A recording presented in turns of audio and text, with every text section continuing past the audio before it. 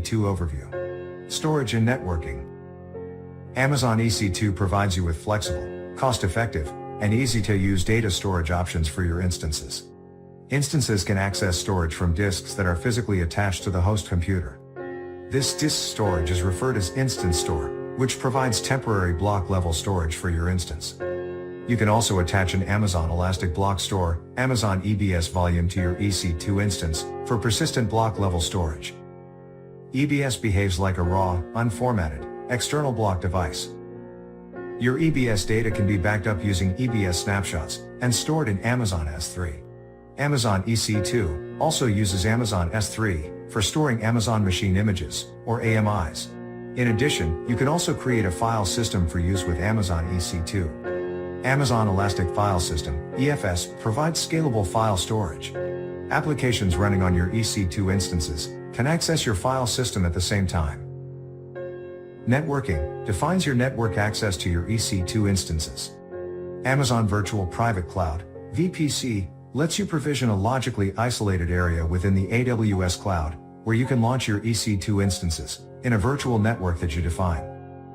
Alternatively, your AWS account comes with a pre-configured default VPC in each region. You can launch your EC2 instances into the default VPC right away. A VPC can also span multiple availability zones, AZs, in a region. You can add subnets in different AZs and launch instances into the subnets to improve fault tolerance in your applications.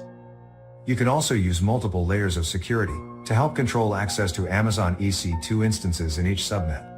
For example, you can define a security group, which acts as a virtual firewall that controls the traffic for your instances. Now, let's look at how these EC2 basic concepts are used to launch Amazon EC2 instances. To launch Amazon EC2 instances, first, you need to determine whether you want to run your Amazon EC2 instances in a single location or multiple locations, regions, availability zones. Select an Amazon machine image. Then determine which Amazon EC2 instance types and sizes you want. You will also need to configure network access and specify any preferred subnet on your Amazon EC2 instances. A default root storage is used to boot the instance. You can edit the root volume or attach additional storage to your instances. As an option, you can add tags to your instances. Tags are used to categorize your resources and help in searching and managing your resources. Configure security on your Amazon EC2 instances, such as configure security groups. You can also secure your login information for your instances using key pairs, public and private key. With these simple steps, you can use Amazon EC2 to launch as many or as few instances as you need within minutes.